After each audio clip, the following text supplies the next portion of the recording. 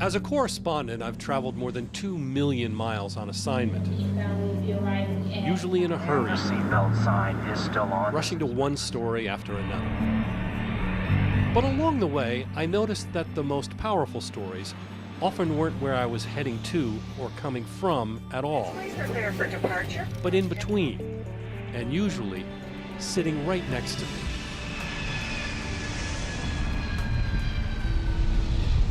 For example, I was flying American Airlines Flight 2473, Boston to Dallas. I was in 21C. Next to me in 21B was Normandy Villa. As we headed south across the skies above Pennsylvania and West Virginia, Normandy shared such a story with me that when his family invited me to join them 6 weeks later near their home in New Jersey, I gladly accepted.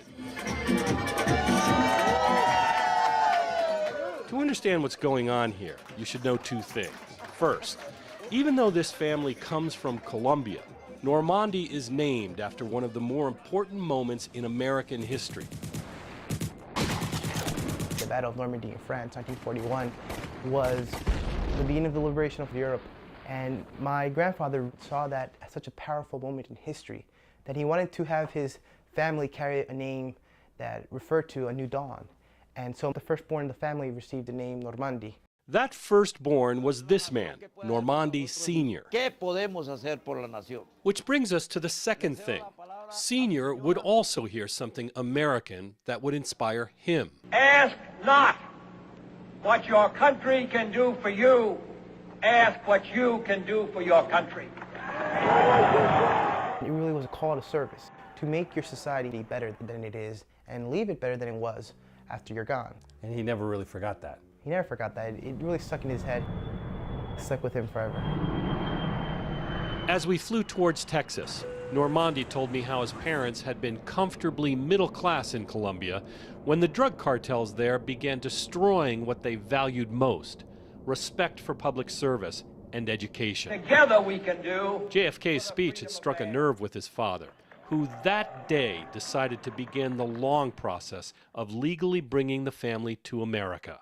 Normandy's oldest sister, Alba, was a little girl when they arrived in New Jersey. We slept on couches in living rooms, spare rooms, depending on the family circumstances. Because their Colombian credentials didn't transfer, Normandy's mother, a literature teacher, would spend the next 25 years in America working at near minimum wage as a daycare assistant.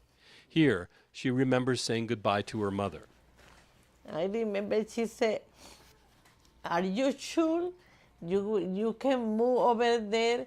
And are you sure you're going to be okay?" Normandy's father, a college-educated chemist and statistician, wound up laboring 25 years in America as a stock boy, lifting boxes until one box finally broke his back. I think they really sacrificed their own dreams. Normandy's other sister, Marcella. Their lives, their dreams, their professional aspirations, they put aside for us because they believed that we could do something better here. So, in their small two-room apartment in New Jersey, their mom emphasized literature. Siempre estuve seguro. Their dad tutored them in math from his Colombian college textbooks. And what happened? Alba, the oldest, went to the Ivy League's Brown University and on to law school. Marcella also went to Brown and then medical school. Third child, David, Harvard. And while I'd like to tell you my seatmate Normandy went on to college without incident, it didn't happen that way. As we flew our last leg into Dallas International, I learned 1 month before his freshman year in college, Normandy was almost killed in a bicycle accident. That was a huge blow to me. He was in a coma for days, his brain so damaged that when he finally woke up, he couldn't see very well or think clearly. And yet he attacked his rehabilitation with such determination that his father, perhaps the strongest man he knew, began calling him El Trucador, the fighter. And so he entered college on time, a full year before doctors thought he could do it. He's one of the people I most admire in this world. He's just something else. 5 weeks after I met Normandy, he graduated from Harvard University, the fourth in his family to earn an Ivy League education. They'd done it with scholarships, of course, but when I asked him how his parents could even afford this week-long trip to Boston for the graduation, he said, "Oh, some guy sent us $3,000. When I asked who, he showed me the guy. So here we have Bill Gates. He's an honorary Colombian. There's Bill Gates and Normandy wearing the tie. Normandy is a Gates Millennium Scholar, one of 40,000 academically gifted students who Gates will help put through college over the next several years. To make an impact. Gates's message to all those scholars sounded almost identical to what Normandy's grandfather and father had said. Live lives of service. I hope you will judge yourselves not on your professional accomplishments alone, but also on how well you treated people a world away who have nothing in common with you but their humanity. Good luck. And so that's what Normandy and his siblings will do. Serve in public health, medicine, and the law.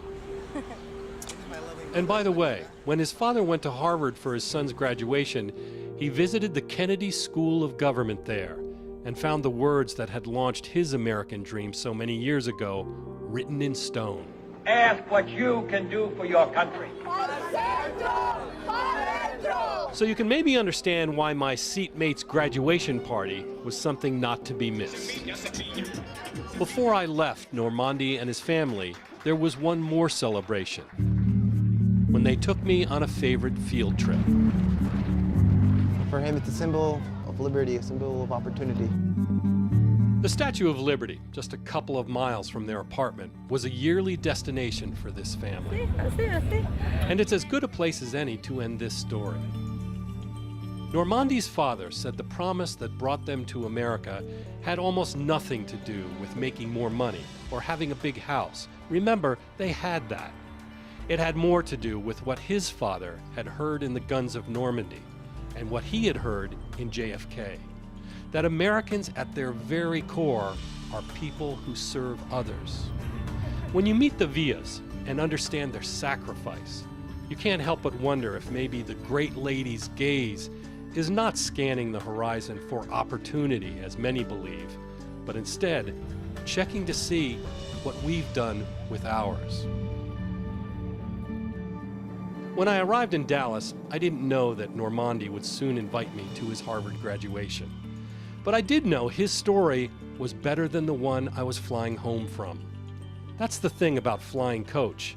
You don't really find great stories, they find you, which I would again learn very soon when I met Donna. But she's an entirely other story.